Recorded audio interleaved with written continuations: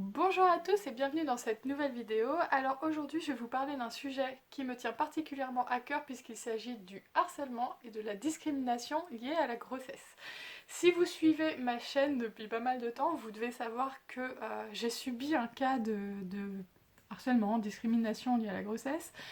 Je le place un petit peu dans chacune des vidéos tellement ça m'a traumatisée. C'est assez récent, c'était suite à la naissance de ma fille, mais j'ai jamais vraiment expliqué ce qui s'était passé concrètement. Donc je me suis dit que là c'était peut-être le bon moment de faire une vidéo à ce sujet.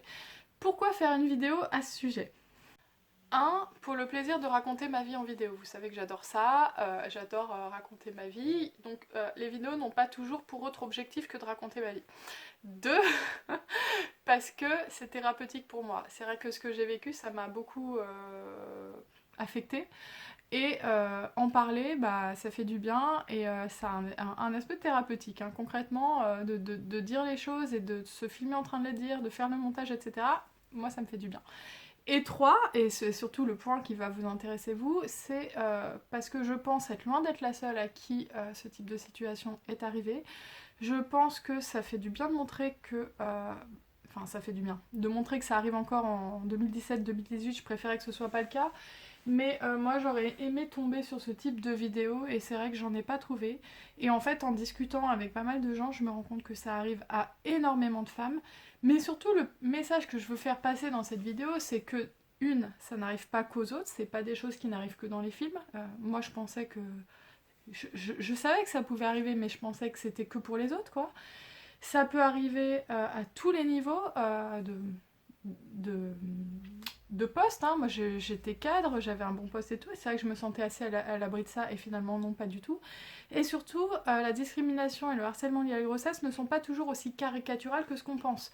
On va pas toujours vous donner un poste de balayeuse au moment où vous revenez. Donc, ça sera pas toujours hyper simple de mettre en évidence ce type de discrimination.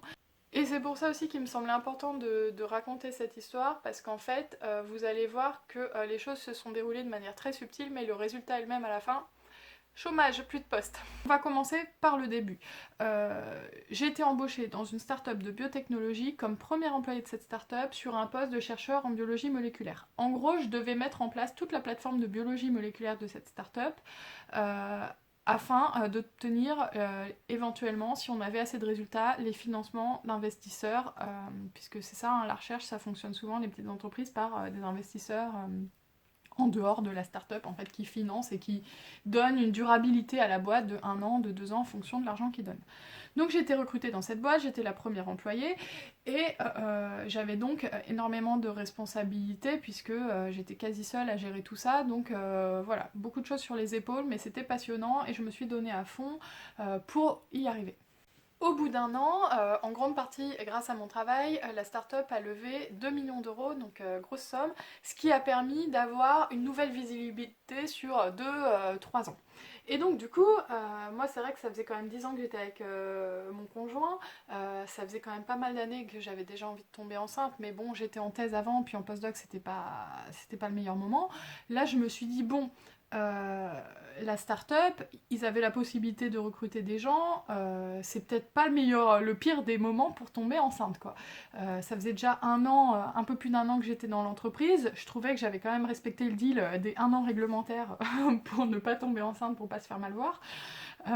Et voilà, je me disais, bon, ils vont certainement pas être contents, mais ils vont s'en remettre. Et de toute façon, on venait de recruter 3 personnes grâce aux 2 millions d'euros. 3 personnes qui avaient des compétences complémentaires aux miennes, que j'avais en partie formées, puisque fallait que. Ils étaient très doués, mais il fallait quand même que je les forme sur les sujets et tout. D'ailleurs, j'étais pas toute seule à les former, hein, je le précise. Mais voilà, je me suis dit, je vais m'absenter 2 mois, ils vont s'en remettre, hein, la start-up va pas couler à cause de ça. Et du coup, je suis tombée enceinte, et donc là, très vite, je suis rentrée dans une angoisse de devoir l'annoncer à mon responsable. Mon responsable avait mon âge, hein, il était même plus jeune que moi, donc il avait 28 ou 29 ans, donc assez jeune. Je me disais, voilà, il est jeune, quoi, c'est pas un vieux de la vieille, il va comprendre, enfin voilà, il est humain, il va comprendre. Et donc je lui ai annoncé ma grossesse, Et là, gros choc, il l'a pas très bien pris. Il m'a pas gueulé dessus, il m'a pas dit oui, t'aurais pas dû faire ça et tout, mais c'était presque pire parce qu'à la rigueur, s'il avait fait ça, j'aurais pu me défendre. Là, quand je lui ai annoncé, il a fait une tête. Je pense que si je lui avais annoncé que sa mère était morte, il y aurait eu la même réaction. Il était là, ah bon, mais bon, bah, c'est pas, c'est pas, c'est pas très très grave. On va trouver une solution. Je vous jure que j'exagère pas, c'était comme ça. Et moi j'étais gênée, j'étais pas bien et je lui disais mais tu sais, je commençais à me justifier ce qu'il faut pas faire, mais moi je comprenais aussi qu'ils le vivent mal quoi. Je lui dis voilà, je comprends ton point de vue, je suis sûre que t'es pas super content de la nouvelle, mais comprends aussi le mien, ça fait 10 ans que je suis dans la recherche et mes employeurs, c'est toujours un drame si on tombe enceinte, je veux dire si j'attends l'accord, je serais ménopausée quoi, tu vois, je rigolais comme ça, enfin je rigolais, j'étais pas bien au fond, hein. Mais je lui expliquais et en fait il était tellement sonné que j'arrivais rien à en tirer. Il était... Coup de massue quoi. Il était comme ça. Et bon bah au final j'ai fait bon bah... je- C'est pas grave, je vais sortir de ton bureau et tout. Bon j'ai pas eu de félicitations, tout ce qu'il m'a dit c'est pas très très grave. On va trouver une solution. Je pense que vraiment c'est le genre de réaction que t'as quand t'annonces que t'as un cancer quoi, tu vois. Donc bon, il l'a pas très bien pris, mais je me disais c'est normal, il va s'en remettre. Bon, du coup après, je suis partie une semaine au ski parce que bon, j'avais fait exprès d'annoncer ça avant de partir en vacances, comme ça je me suis dit il a une semaine pour s'en remettre, moi aussi, etc. Et quand je suis revenue, tout était normal pendant plusieurs semaines, voire plusieurs mois, tout se passait de manière normale. Il faut savoir que j'ai jamais eu avec lui des relations très proches en fait. C'est-à-dire que c'est un gars qui avait une start-up de 5 personnes et qui annonçait partout dans les médias que cette start-up, les gens de la start-up étaient sa famille. Mais je veux dire, en un an, il ne connaissait rien de moi, on n'avait même jamais pris un café ensemble et il s'intéressait pas du tout à moi. Et inversement, moi j'avais du mal à communiquer avec lui. Voilà, si tu lui parlais pas de biotech, c'était même pas la peine d'essayer de discuter, quoi. Ou de kitesurf, ou de fourmis, quoi. Bref. Et du coup, on est revenu dans la sorte d'ignorance cordiale qu'on avait avant, qu'il avait avec certains autres employés, et pas avec d'autres. En fait, il avait des employés avec qui il s'entendait très très bien, qui étaient ses amis et qui venaient de recruter. Donc là, on voyait que c'était l'amour fou. Par contre, avec certains autres employés, dont moi, il y avait toujours une sorte d'ignorance dès le départ, quoi. Donc on était revenu dans ces relations-là, donc moi je m'inquiétais pas spécialement. Sauf que plus la grossesse a évolué, puisque là j'étais enceinte de 3 mois à ce moment-là, donc ça se voyait pas du tout vu que c'était ma première grossesse, mais autour de 4, 5, 6 mois, mon ventre a commencé bien à se voir. Et là, j'ai commencé à me dire que l'ignorance dont j'étais...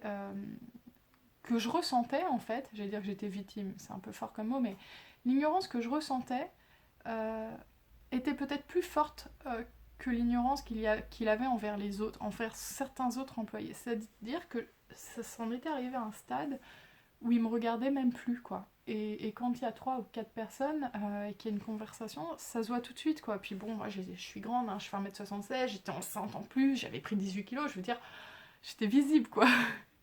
Et je sentais qu'il y avait une ignorance totale. Mais c'est pas ce qui m'a alerté tout de suite parce que je me disais ouais bah là je suis tombée enceinte en plus, à ses yeux je suis grillée, mais voilà c'était quelque part c'était pas grave, j'allais me rattraper après, je me disais il m'en veut un peu. Mais là où ça a commencé vraiment à être grave pour moi c'est quand j'envoyais des mails et je voyais qu'il me répondait pas. Et pareil, je me disais, ben, il a pas le temps. Avant, parfois aussi, il répondait pas à tes mails. Il a toujours été comme ça. Il reçoit énormément de mails. Peut-être que c'est normal, etc.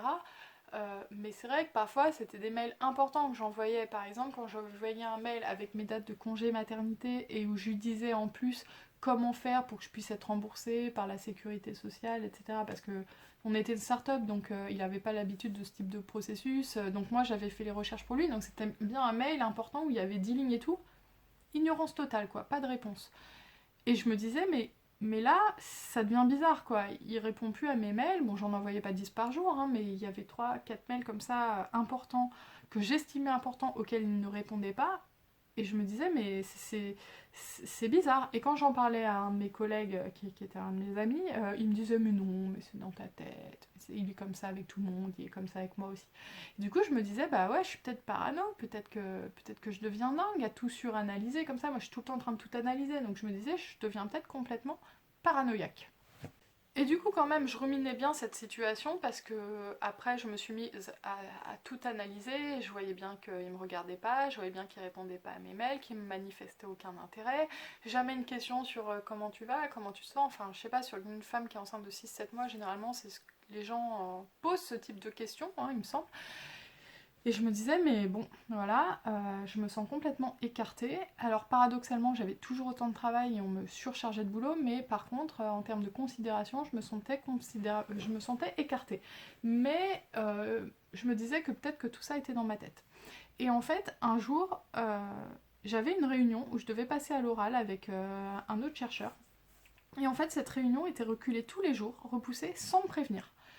Et je trouvais que c'était un manque de respect total parce que moi je m'organisais dans mes expérimentations et tout. En gros, je m'organisais du coup, j'annulais mes expérimentations du jour et au final on me disait ah bah non, c'est pas aujourd'hui, c'est demain, c'est pas aujourd'hui, c'est demain. Et en fait, on me prévenait pas moi. Je trouvais ça quand même incroyable étant donné que c'est moi qui devais présenter cette réunion. Et en fait, cette situation m'énervait énormément et j'ai pété un câble en fait parce que la réunion a été repoussée comme ça pendant 4 jours. Et le jeudi matin, j'arrive, donc on devait faire la réunion le lendemain. Et j'arrive dans le bureau, et il y avait mon chef qui parlait à mon autre collègue, qui devait aussi faire la réunion. Et ils discutaient tous les deux de quand est-ce qu'ils allaient encore repousser la réunion. Et là, j'arrive, je dis bonjour. Il n'y en a aucun des deux qui me répond. Donc il faut savoir que c'est une petite pièce de 10 mètres carrés. Donc il m'avait vu. Hein. Et ils discutent, ouais, bah, on va la mettre mardi, gna gna gna gna, on va la mettre mardi la réunion. Et puis mon chef part sans me calculer quoi. Et là, je me dis, mais ils se foutent de ma gueule ou... Enfin, je suis désolée, hein, dans cette vidéo, je vais vraiment parler comme je parle dans la vraie vie, c'est-à-dire de manière très vulgaire. Je dis, mais ils se foutent de ma gueule ou quoi, là? Je suis la secrétaire. Désolée pour les secrétaires qui me regardent, c'est pas péjoratif, mais... Il dit, je suis quoi, moi, là? Je veux dire, je suis chercheur comme lui, pourquoi on me met pas au courant? Et du coup, ça m'a tellement énervée, ça paraît peut-être rien comme ça, mais il faut voir que c'est une accumulation. Que je suis partie dans les jardins de la société et j'ai fondu en larmes, quoi, pendant 20-25 minutes, parce que ça faisait déjà plusieurs jours déjà que je ruminais cette ignorance, vraiment ce fait qu'on m'écarte et qu'on ne me tienne pas au courant et qu'on me considère pas. J'ai pleuré pendant 20 minutes, imaginez la scène, hein. La femme enceinte de 7 mois, pendant 20 minutes qui pète un câble. Et là j'ai dit, j'y retourne pas en fait, j'y retourne pas aujourd'hui, ils m'ont saoulée, ils m'ont gavé, j'y retourne pas. Alors là, vous devez vous dire, mais cette fille, elle est comme ça, quoi. Ça lui plaît pas, elle rentre chez elle. Mais en fait, j'ai jamais pété un câble comme ça au travail. Là, c'est vrai que je me rends compte en racontant ça qu'on a peut-être l'air de penser que c'est rien, mais il faut voir que ça a été plusieurs mois d'ignorance et tout, et c'est ce jour-là que j'ai pété un câble.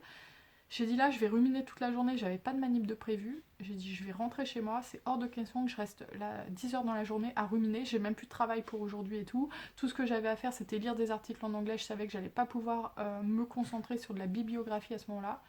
J'ai dit, je rentre. J'ai envoyé un mail à mon chef en disant, écoute, je me sens pas très bien, je rentre. Je suis dans un milieu en fait où je faisais 50 heures par semaine quasi, alors que je venais travailler les week-ends et tout parfois. Alors que j'avais un contrat de 35 heures, donc il pouvait rien me dire. Si un jour j'ai mal au ventre, je rentre chez moi, même sans arrêt de travail, il pouvait rien me dire. Donc j'ai utilisé mon joker et je suis rentrée chez moi. Je me suis bien détendue et je me suis dit, mais là c'est plus possible, quoi. J'étais sur le point d'exploser. Je me suis dit, c'est pas possible. Donc le lendemain, je reviens. Alors, il n'a pas répondu à mon mail, hein, où je lui ai dit, j'ai mal au ventre, je rentre chez moi. Pas de réponse. Enfin, imaginez quand même que vous avez 5 employés, dont une qui est enceinte jusqu'aux yeux, qui vous dit j'ai mal au ventre, je rentre chez moi. Enfin, normalement, vous lui répondez bah repose-toi bien, j'espère que ça va, vous vous inquiétez quoi. Non, le gars ne répond pas. Donc là, je me disais mais c'est abusé. Et le lendemain, j'arrive au labo. Il était dans le labo en train de nettoyer sa fourmilière. Normal. Et parce qu'on est quand même un labo P2 où on manipule des bactéries. Normalement, on ne doit pas laver une fourmilière, mais bon, ça c'est un autre problème. Et j'arrive, je lui dis bonjour, il me répond pas. Et pareil, moi, à chaque fois, je me dis bah il m'a peut-être pas entendu. Et 2 secondes après, il y a mon collègue qui arrive, et là, il lui fait « Ah, ça va mieux tes allergies ?» Et là, je dis « Mais 2 poids, 2 mesures, quoi. Moi, je suis enceinte et tout, je lui ai dit que je rentrais, parce qu'il savait pas, je pouvais avoir des contractions, je pouvais être en train de perdre mon bébé et tout, il me pose pas la question. » Et là, lui, il lui pose la question. Et là, je me suis dit, mais c'est pas possible. Et en fait, je savais que j'avais un entretien avec la gynéco, enfin un rendez-vous mensuel avec la gynéco un mois plus tard.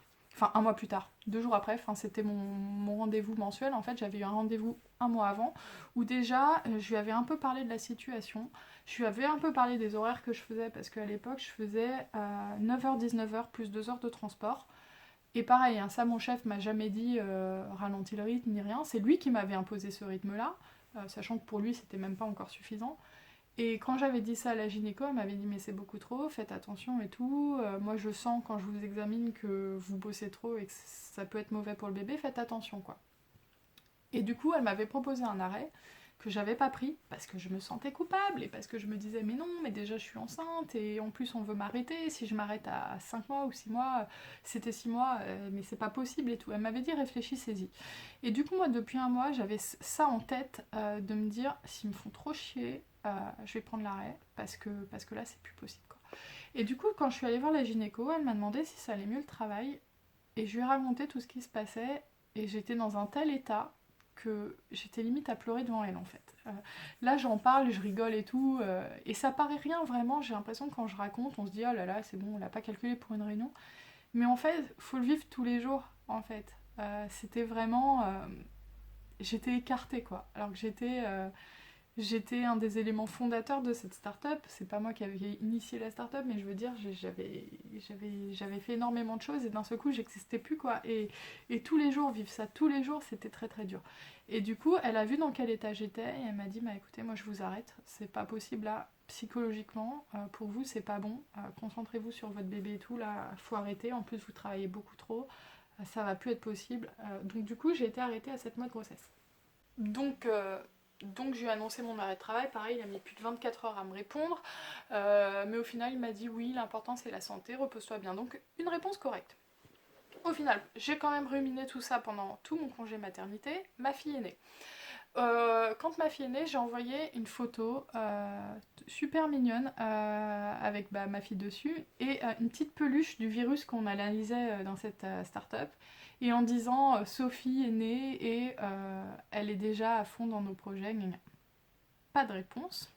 Ok. Pas de réponse de mon chef. Hein. Les autres employés, je crois, m'avaient quand même répondu. Je sais même plus en fait maintenant. Mais en tout cas, pas de réponse. Et là, je me dis, mais quand même, c'est grave quoi. Enfin, je sais pas, mais ça me choquait trop. Je trouve que. Enfin, je sais bien que là, c'est du personnel, mais on était une petite entreprise. Hein, on n'était pas chez Sanofi là. Donc, enfin, voilà, ça m'avait beaucoup choqué. Et là, je me disais, mais c'est plus dans ma tête en fait, là. Là, c'est grave quoi. Je me disais, il se passe quelque chose, il veut me faire comprendre, je sais pas, il y a un truc qui va pas. Et en fait, quelques semaines plus tard, il y a mon ami dans la startup, ami et collègue, qui me dit, bah viens passer avec ta fille. Et en fait, moi, vu qu'elle n'avait pas répondu à la question, enfin à la photo quoi, je lui dis non, j'ai pas envie de passer et tout. Il me dit, mais si, allez, tu vas pas t'empêcher de passer pour lui et tout. Et j'hésitais, je me suis dit en même temps, peut-être que tout ça c'est dans ma tête, et que si j'y vais et qu'il est sympa avec moi, bah je vais tout oublier et je vais me dire que je m'étais construit un truc, et voilà, et que tout ça c'était ma paranoïa habituelle, et voilà, je me suis dit je vais quand même faire un effort, montrer que je m'intéresse à la start-up, maintenir un lien, je devais revenir un mois plus tard quoi, donc voilà, je vais faire un effort. Donc j'envoie un mail à tout le monde, toute la start-up, donc, dont lui, et je lui dis voilà, je voudrais vous passer vous faire un petit coucou, ça fait longtemps que je vous ai pas vu, je vous présenterai ma fille, etc. etc. Quand est-ce que vous êtes disponible? Puis je demandais la disponibilité pour les 2 prochains jours, quoi. Et en fait, là, je vois qu'il me répond pas. Bon, j'étais pas très surprise, hein. Donc, vu que j'ai des taupes à l'endroit où je travaillais, j'ai demandé à un de mes amis d'aller vérifier qu'il était bien sur son ordi. Oui, je suis une psychopathe.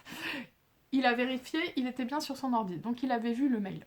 Mais non seulement il avait vu le mail, mais en fait, quand je dis qu'il l'avait vu et que j'étais sûre qu'il en avait vu, c'est que vu qu'il y avait 5 personnes qui donnaient chacun leur disponibilité, il n'y avait pas eu qu'un mail, quoi. Il y avait eu toute une conversation qui était revenue toute l'après-midi pour savoir quand est-ce qu'on était dispo. Et lui ne me répondait pas.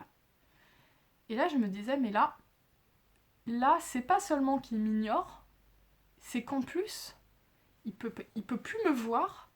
Et il veut me le faire comprendre. Il veut me faire comprendre que il peut plus me blairer et que je ne compte plus. C'est pas seulement je m'en fous d'elle et voilà et je fais pas d'efforts et tout. Là, c'était un autre truc. Il aurait très bien pu dire, bah oui, ok, moi je suis dispo ou je suis pas dispo. Mais ne pas répondre, c'était clairement me faire comprendre, t'existes plus pour moi, t'es vraiment une grosse merde, quoi. Et là, j'ai dit, mais c'est pas possible. J'ai dit, le gars me répond pas. J'ai dit, bon, déjà d'une, je n'y vais pas. Donc, j'y suis pas allée. Et là, je me suis dit, je peux pas retourner dans cette boîte, quoi. C'est pas possible. Enfin, mais bon, moi, c'était prévu que j'y retourne. Mais en fait, pour moi, c'était une souffrance énorme de laisser ma fille. Au bout de 2 mois, ça n'avait rien à voir spécialement avec cette start-up, mais j'étais en souffrance et j'étais pas bien à cause de ça. Et, euh, et à ce moment-là, je me suis mise à penser au congé parental, mais je me suis dit, voilà, là, je suis grillée dans la boîte. C'est clair que je suis grillée. Bah, grillée pour griller, est-ce que je poserais pas un congé parental? Donc j'hésitais et je me suis dit, bah, en fait j'ai 2 chefs. Depuis tout à l'heure je vous parle d'un chef en particulier, mais j'en ai un deuxième avec qui je m'entendais mieux. Je me suis dit je vais l'appeler et je vais lui parler de la situation et en fonction de ce qu'il va me dire, bah, je prendrai ou non ce congé parental. Du coup je l'appelle et je lui parle de ce congé parental, il me dit oui pourquoi pas si tu veux et tout. Et je lui dis voilà, moi je t'explique, à la base c'était pas prévu, mais là ce que je subis depuis des mois c'est de la discrimination liée à la grossesse et c'est pas normal ce qui se passe et tout. Et là, il me dit non, mais en fait, je vais te dire, c'est pas de la discrimination du tout, mais c'est juste que, en fait, il a envie de te voir partir et c'était déjà le cas avant. Je dis quoi? Je dis comment ça, il a envie de me voir partir? Oui, en gros, on avait prévu de te virer. Je dis mais je comprends pas, j'ai eu une grosse augmentation en janvier, donc au bout d'1 an, j'avais une très très grosse augmentation. Aucun reproche sur mon travail. En 1 an, on ne m'a jamais rien dit que quoi que ce soit, quelque chose n'allait pas. Même au moment où j'annonce ma grossesse, c'était passé presque 1 an et demi, on m'avait jamais rien dit.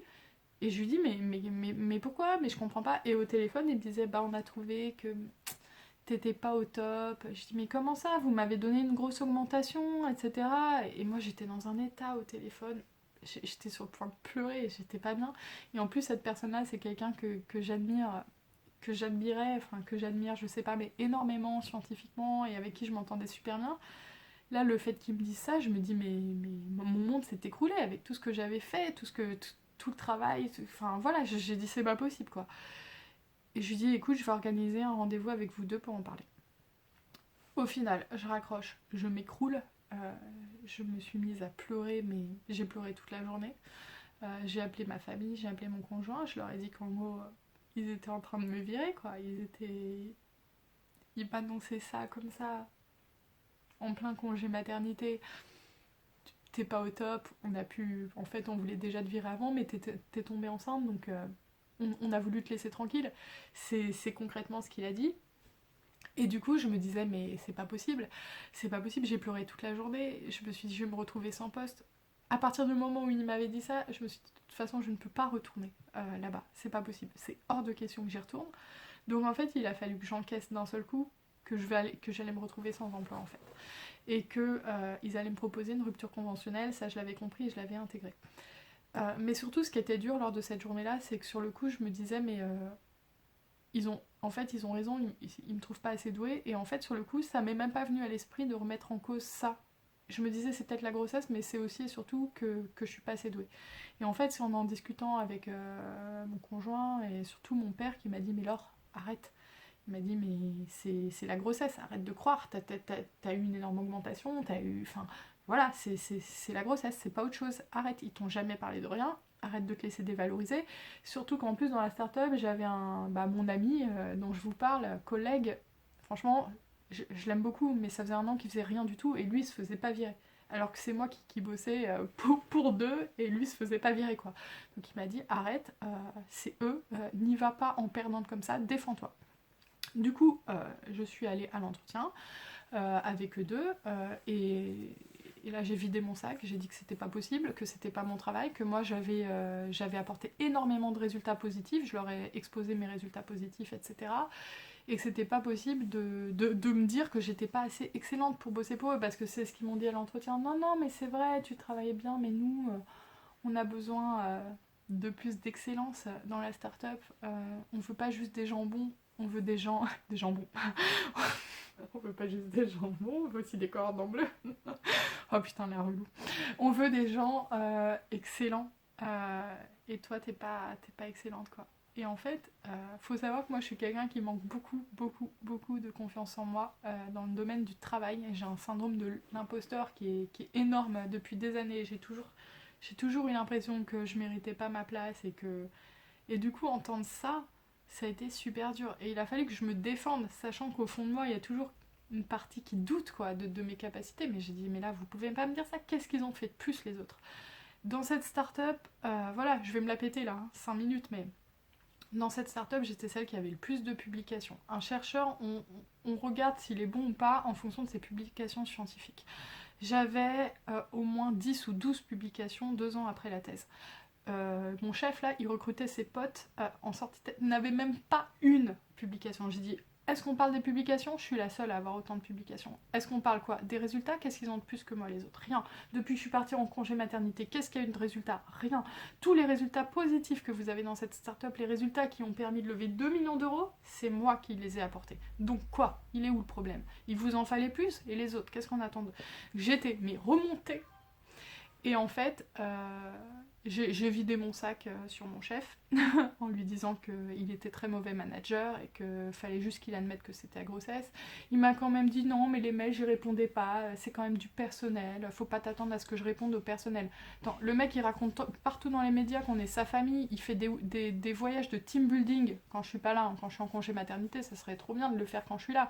Non, il attend que je sois pas là pour faire des voyages de team building avec toute la boîte et après il dit que tout ce qui est personnel, ça le regarde pas. Enfin, il y avait vraiment 2 poids 2 mesures quoi. Et du coup, j'ai tellement vidé mon sac sur lui que je savais qu'il n'y avait pas de solution. Moi, je leur ai dit maintenant, j'attends, vous me dites ce que vous voulez faire. Parce que mon responsable scientifique a fini par admettre que c'était pas un problème scientifique, mais c'était plus un problème de fit avec mon autre chef. Alors fit, j'ai pas compris tout sur le coup, parce qu'il parle anglais. Hein. Un problème de fit, c'est un problème de feeling, quoi. Donc j'avais bien senti qu'il n'y avait pas de feeling, mais voilà, c'était un problème de feeling. Donc dans cette boîte, on vire les gens pour un problème juste de feeling, quoi. On s'était jamais engueulé ni rien, il n'y avait jamais eu de clash, juste oh bah je te sens pas trop, toi, puis t'étais enceinte, allez, tu dégages. Donc voilà, c'était comme ça. Donc je leur ai dit, bah écoutez, vous me dites ce que vous décidez, voilà. Donc ils ont attendu un mois, et tout se faisait par téléphone. J'avais aucune trace. Hein. Donc là, ils m'ont dit rupture conventionnelle. On te propose une rupture conventionnelle, en gros, tu dégages quoi. Et puis sans prime, sans rien, sans indemnité, hein. Minimum légal. Ils ont cru que moi j'étais la fille naïve. Ah, tu veux que je parte? Ben oui, vas-y. Mais je pars où? Elle est où la porte? Et j'ai dit non, ça va pas se passer comme ça. J'ai dit moi, c'est simple. J'ai réclamé 6 mois de salaire. J'ai dit sinon, je pars pas. Donc c'est comme tu veux, moi je reviens. Sauf que dans ma tête, je savais très bien que c'était hors de question que je revienne. Mais fallait que je fasse pression, parce que sinon j'allais partir sans rien et c'était hors de question. Fallait qu'il casque. Si je partais, fallait qu'il casque. Et du coup, ben voilà, on est parti dans une sorte de bras de fer où il me disait mais non, moi je peux pas te donner tout ça. Et j'ai dit bah si, tu vas me les donner parce que sinon je reviens. Et en fait, là, justement, le message que je veux faire passer, c'est que là, tout le monde me dit « Mais faut aller au prud'homme, mais tu vas gagner, c'est un cas de discrimination, ils ont pas le droit de faire ça. Encore maintenant, quand je raconte, et là, je suis sûre que vous allez me dire ça, mais ils ont pas le droit, t'aurais dû aller au prud'homme. » En fait, ils ont le droit de proposer une rupture conventionnelle.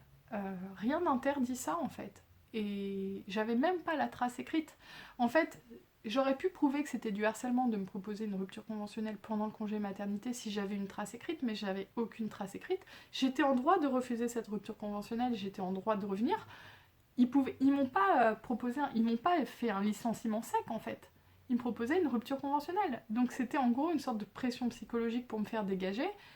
Et voilà, c'est comme quand on dit, quand on veut vraiment faire partir quelqu'un, on le met au placard, on le fait craquer, et puis il finit par partir de lui-même. Mais c'est exactement ça en fait qui s'est passé. J'avais aucune preuve, moi j'ai appelé, je suis pas une fille là qui se fait manipuler, je veux dire, moi j'ai l'habitude d'attaquer les employeurs au prud'homme, je l'ai déjà fait dans ma vie, enfin je veux dire, je suis pas, j'ai des ressources quoi, j'ai appelé l'inspection du travail, j'ai appelé des avocats, j'ai appelé plein de monde, et en fait la réponse que j'avais à chaque fois c'est, en fait vous avez rien contre la discrimination.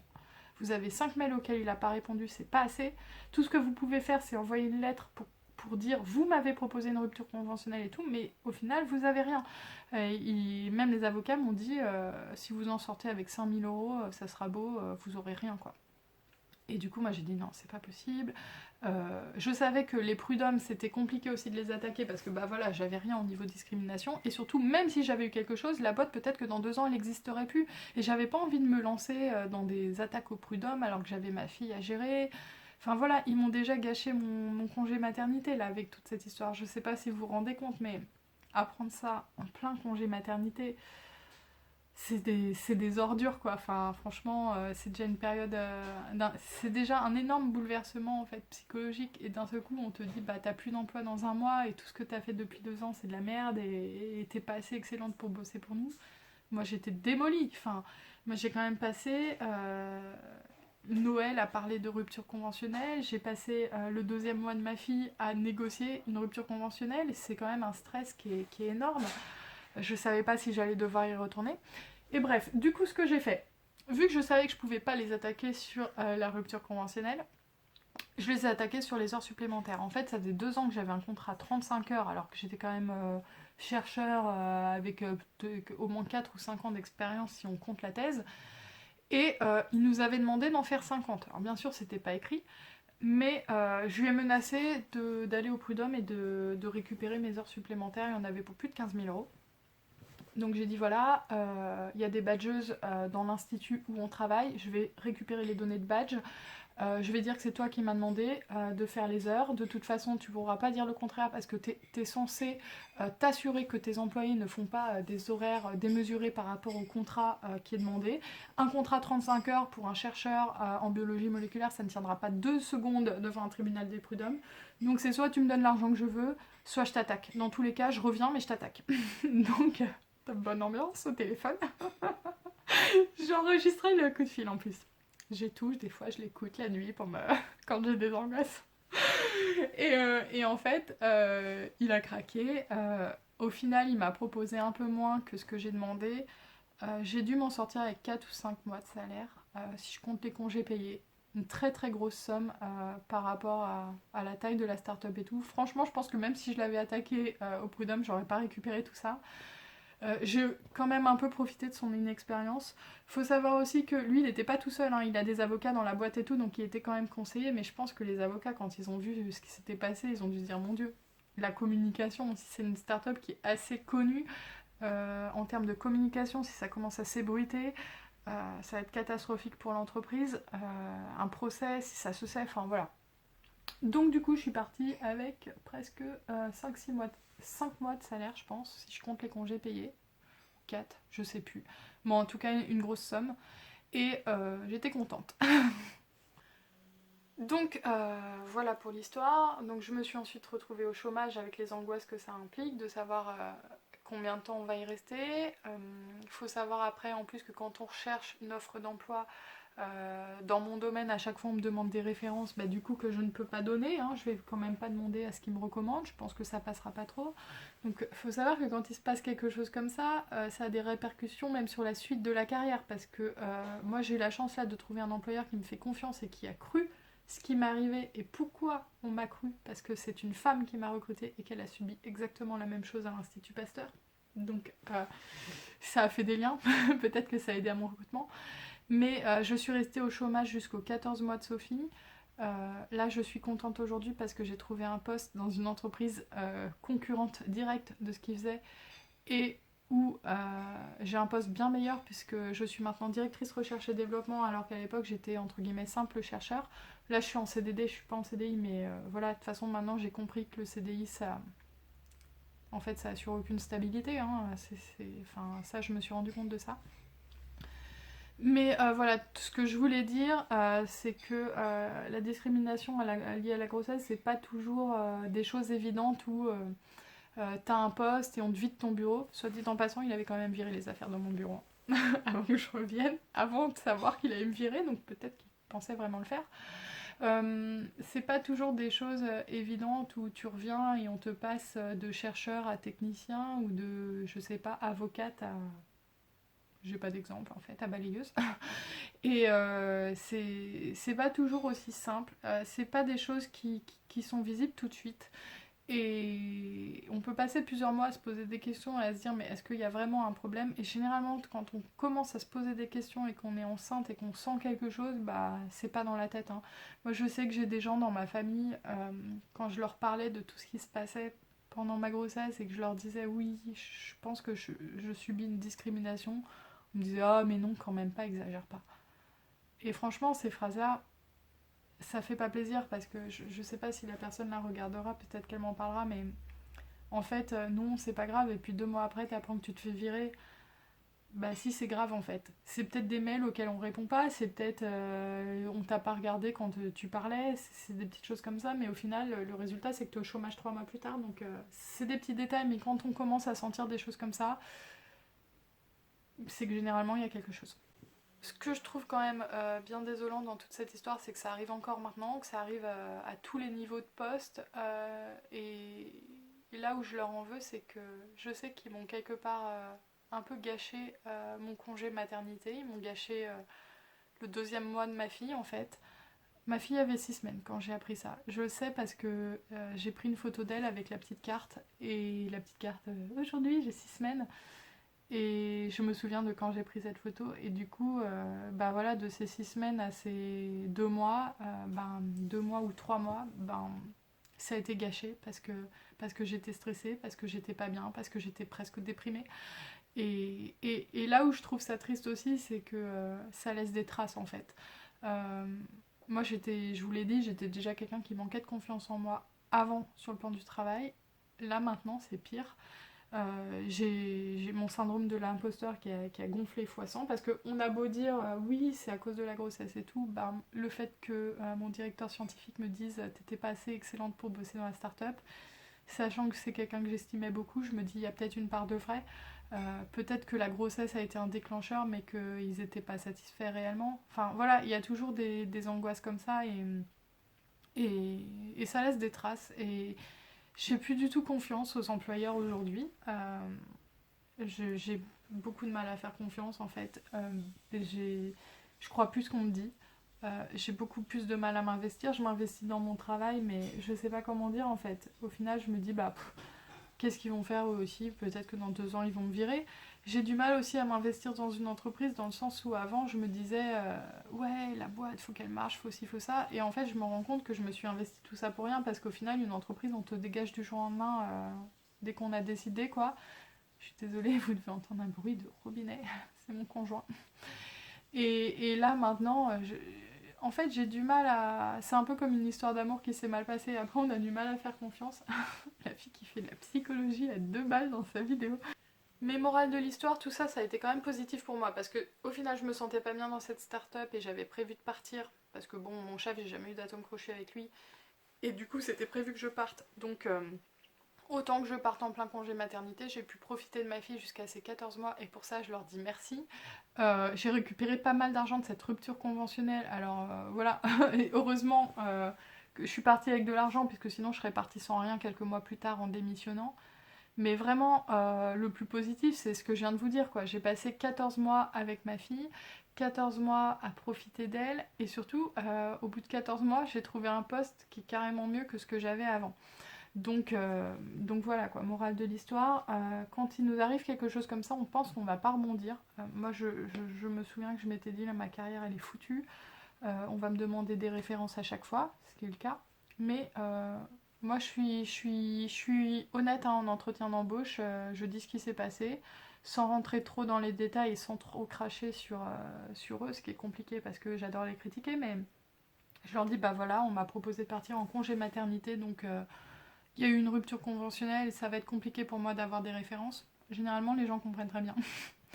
Et voilà, donc pour moi, il y a un moment où je me suis dit que ma carrière était foutue, je voulais même arrêter la recherche et j'aurais jamais imaginé que quelques mois plus tard, j'ai un poste qui soit encore mieux, qui soit mieux payé et que je ressorte de tout ça avec quasi que du positif. Je vous ai dit, il y a quand même une perte de confiance et une perte de confiance en moi et de confiance en l'employeur qui va laisser des traces, je pense, pendant plusieurs années. Mais sinon, à part ça, j'en retire que du positif. Donc voilà, j'espère que cette vidéo Je raconte my life vous a plu si vous êtes encore ici. J'espère qu'elle n'aura pas duré 40 minutes, mais je suis sûre que si. N'hésitez pas, si vous aussi ça vous est arrivé, j'ai vu que des gens me regardent, des jeunes femmes parfois m'écrivent et me disent il m'est arrivé la même chose, etc. Bah, n'hésitez pas à commenter et à me dire un petit peu ce qui vous est arrivé, quoi. Enfin, pas forcément dans les détails, hein, on est sur internet, mais me dire oui, bah moi aussi, moi aussi. On va faire un cercle de discriminés, grossesse discriminée. Pregnant discrimination. Non, ça se dit pas comme ça. Putain, faut que j'arrête cette vidéo. Je vous dis à bientôt.